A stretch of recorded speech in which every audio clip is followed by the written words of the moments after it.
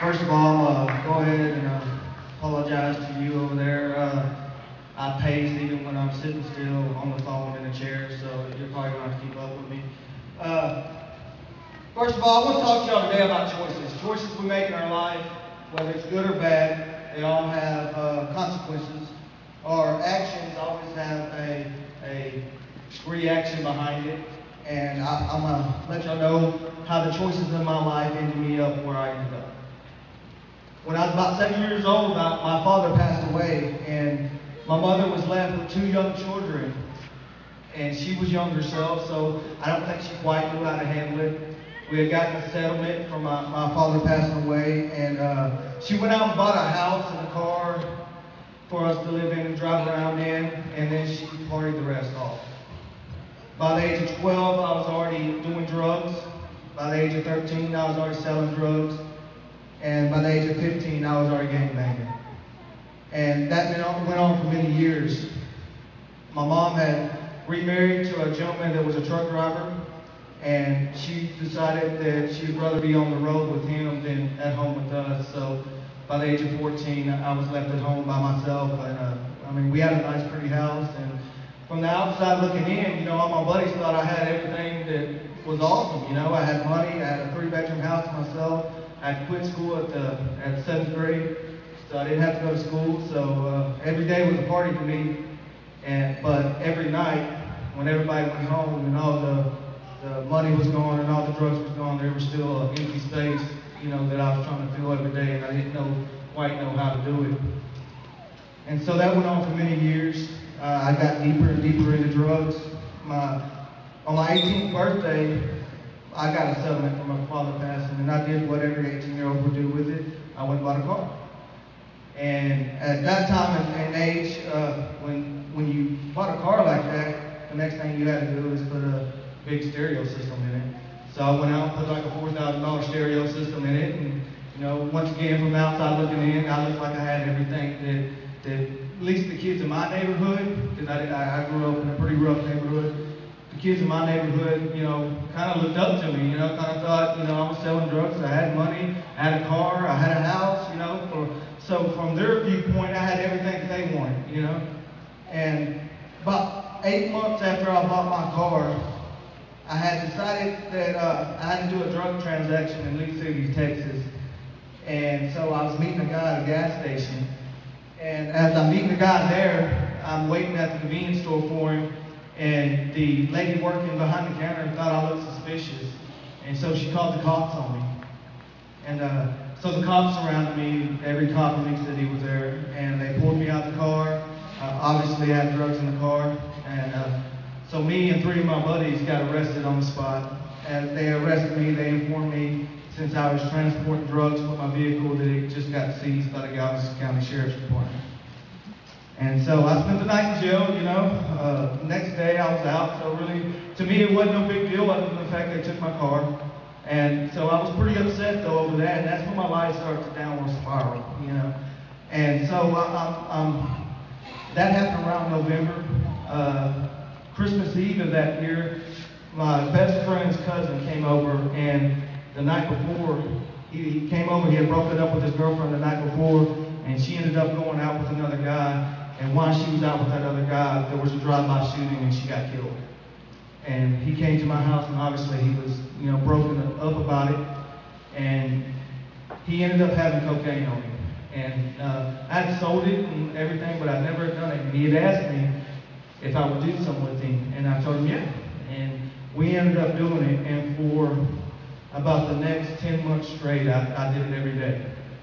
And so here I am, I'm hooked on cocaine. I done lost my car. I was broke now, and my life is definitely going in a downward spiral. I've done been arrested. I ended up going to court, and they put me on probation. And for those of y'all that might not ever experience probation, what they don't explain to you is the fine print that says you got to keep a job, that you got to stay clean, that you got to do your community service, which I did none of.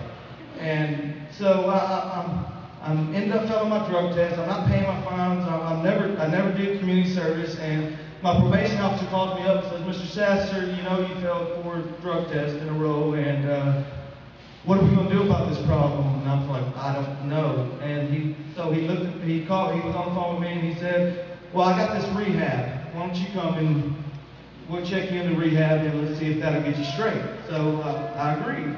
Went down there and I stayed about 3 months. And when I got out, I stayed clean for 3 months, as long as I've ever been clean in my life. And I went home to my house and to the same situation, to the same neighborhood and everything, same friends, and that lasted about a whole total of a week. And I started doing drugs again. I ended up getting a little job with a buddy of mine, valet parking cars. And I was getting ready for work one day, and I walked into my parents' closet, and to this day I still don't remember why. And I looked up there, and I seen a gun.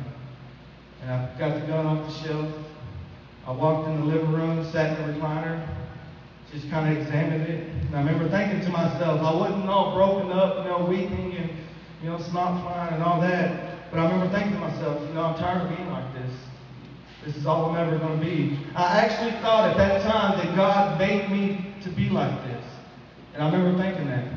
God brought me in this world to be a drug dealer and a user just like the rest of my family, and that when I had kids, that's what they were going to be.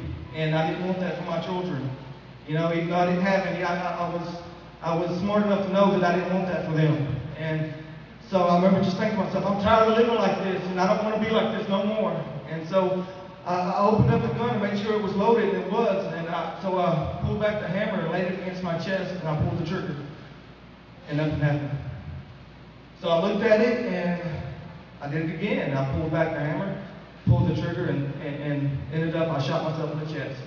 And I remember it kind of flew me back in the chair. It went in my chest and came out my back. And I remember kind of being shocked and not knowing what was happening, really, And so I stood up, and I was kind of looking around, kind of still in a daze, and blood shot out of my chest, and I fainted. And I was laying on the floor, and I remember thinking to myself, if I lay here much longer, I will die. And I don't want to. And so I crawled myself to the phone and knocked it off the hook and dialed 911 and just told them what I did. I ended up just kind of laying there and passing in and out as the ambulance drivers and firemen and the police came in. Thank God for them. And I remember them loading me up and putting me in the back of the ambulance, and I remember fading in and out, and I remember hearing them talk, and I could hear the guy driving asking the guy that was working on me, how's he doing? And I remember hearing him say, we better hurry because this kid is not going to make it. And that's when it first started. It's the first time I ever prayed to God, sincerely, besides I want something. It's the first time I've ever prayed to God. I said, God, I don't want to die like this. And I remember hearing a slight little voice tell me, son, you will not be another statistic. They take me to Benton Hospital, and they're working on me, and they're putting tubes in me, and putting IVs in me, and everything else, and looking at the wound and everything. And I remember them getting my sister's phone number, my grandma's phone number out of me somehow. They ended up calling my sister and my grandma and telling them, ma'am, by the time you need to get up here if you want to see him alive. And I remember them, a pastor friend of the family, I found out later on, called up there and said, wanted directions, and they told him, sir, you might as well not even bother, because by the time you would get here, he would be passed. And so they ended up having to do a surgery on me, and I woke up, I don't know, a day or so later, and Benton Hospital is a student hospital where they teach a lot of young medical students how to work on people. And so as I woke up, I had doctors surrounding my bed, and I remember one of the doctors standing up for me, and he's telling me, son, you're a miracle. And I was kind of in and out, I was drugged up over the medication, and I didn't know what he was talking about. And he told me, he said, son, do you not realize you've lost more blood than anybody that I've ever seen and still make it? You missed your heart by 2 centimeters. If you would have pointed it any straighter, you would not be here today. And you would think that would change my life, and snap me into reality, but it didn't. That didn't even, much faze me. A month later, I was out of the hospital.